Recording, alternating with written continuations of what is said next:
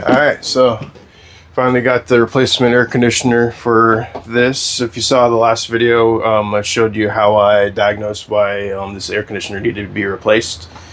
So we're going to get to it. First, we're going to take off our knobs here. And every air conditioner is going to be a little bit different, but this is a Coleman, standard Coleman Mach 3. So we got our knobs off. Take the filters down.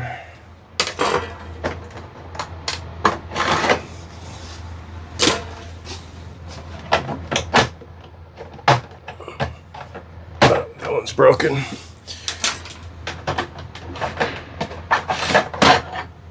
And then that'll access the screws that hold this plastic piece. So let me grab my drill and get that down. All right, I got my drill. We got 4 screws right here. Take those down.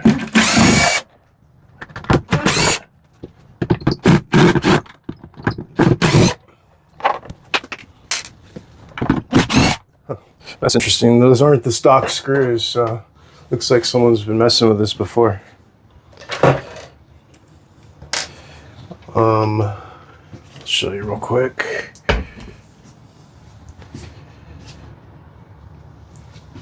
So then we have these 4, and then also on the duct chute we got 3 of them here. All of these are not stock, even the main screws that hold it down. Usually they're bolts. Being a rental, it's not that surprising.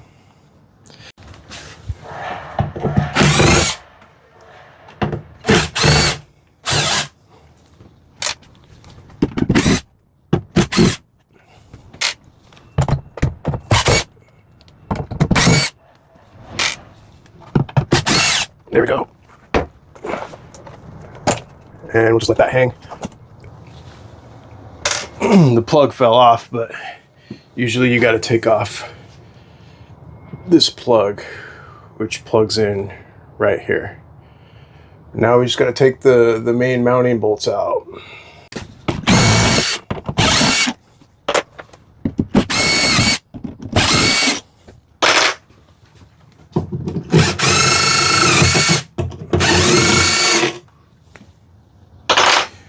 My neck's kind of killing me today. I got bit by a tick yesterday. I noticed it on my way home from work. Got most of it out, but there's still a little piece in there left. But luckily in my area, it's not too common for Lyme disease or anything like that, so I'm not too worried about it, but it's a little sore. But anyways, I got that whole mounting flange out. Now the AC should just lift right off. Yep, there we go. Now, time for the forklift.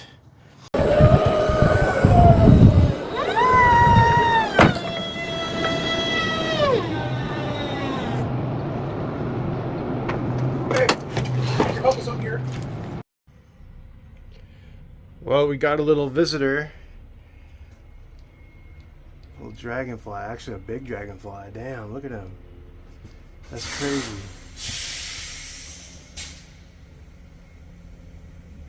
Nice. I heard they're good luck, so that's good. Because yesterday was bad luck with the tick.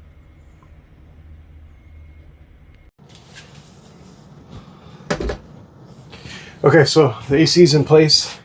I didn't film that part, but what I do is I just line it up as close as I can on the hole, and then I come down here and readjust as needed. So if you look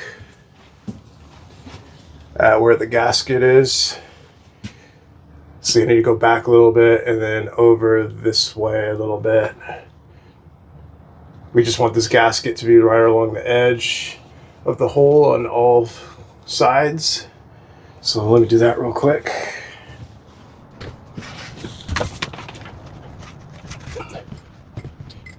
Yeah, that looks better. So we see our gasket is right along the hole, and these holes aren't always cut perfectly, so you see it's a little in on that side, but that's okay. And then what we're going to do is we're going to tighten it down until this part touches the roof. Then we know we got a good seal.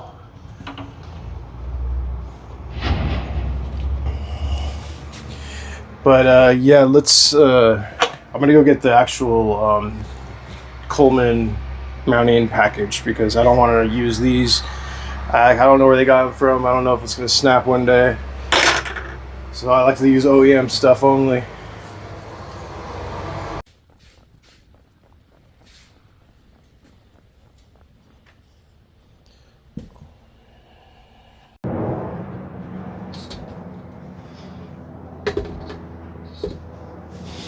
Okay, so got the new bolt kit because I didn't want to use the other ones. I just know that these are good, so I don't want to use something that I can't guarantee. So I'm gonna replace those. I always have somebody watching me work. He's still there.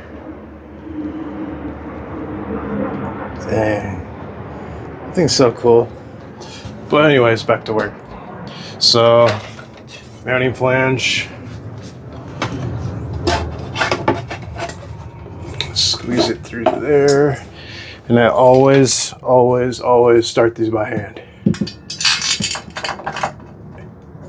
Because if you strip them out, you're screwed. Not that you can't fix it, but it's a pain. I'm telling you.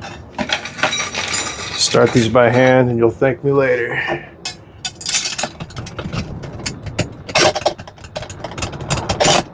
Get a couple started.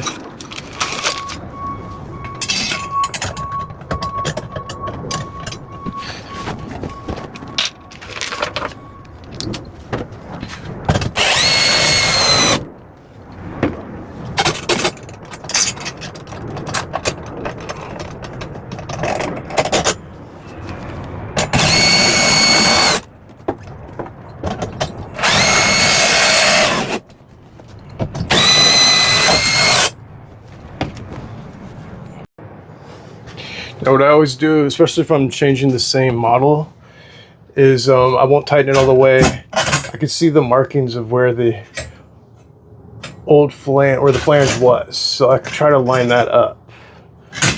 See, I'm off just a little bit there, so I can still pick this up and move it and adjust it as needed.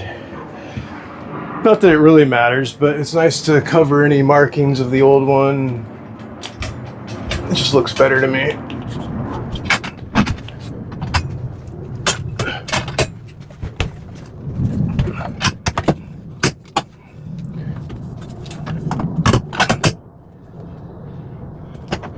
That's better.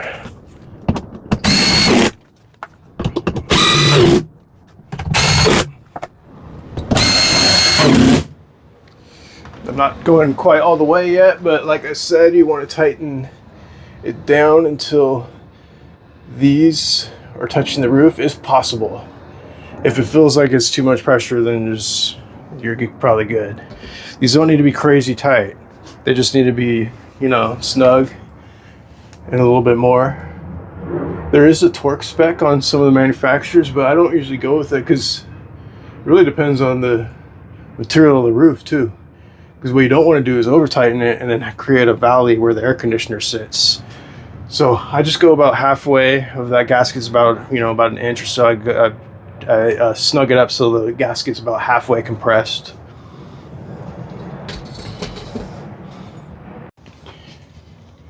Okay, it's all tightened down.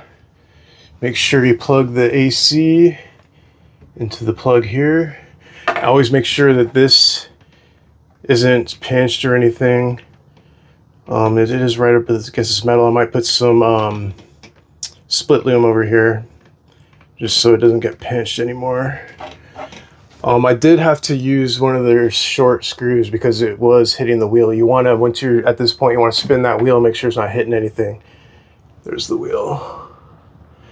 And it was rubbing the bolt because that bolt is kind of assuming you have a thicker roof. I have a really thin roof, so I just ended up using one of these, which is fine.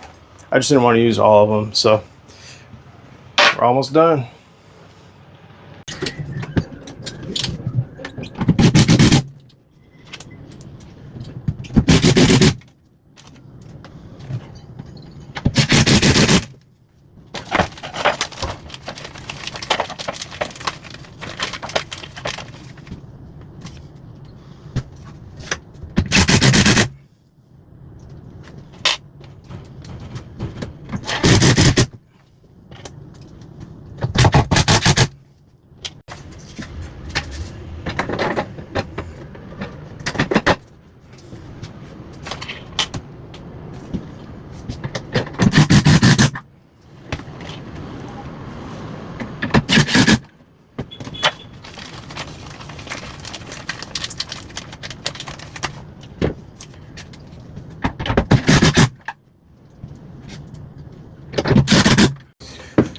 All right, so the AC's done.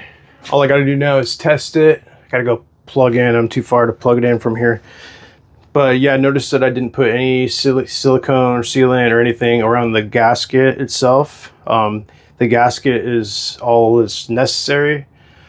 Unless some weird scenarios, I have used sealant before, but for the most part, you never want to use any sealant because you risk, if you have to remove it, if that sealant is really stuck on there, you could damage the roof. You could, if it's rubber, you could rip the rubber. If it's fiberglass, you can even rip the fiberglass. So it's not worth it. The stock seal is just fine. But yeah, thanks for watching. See you on the next one.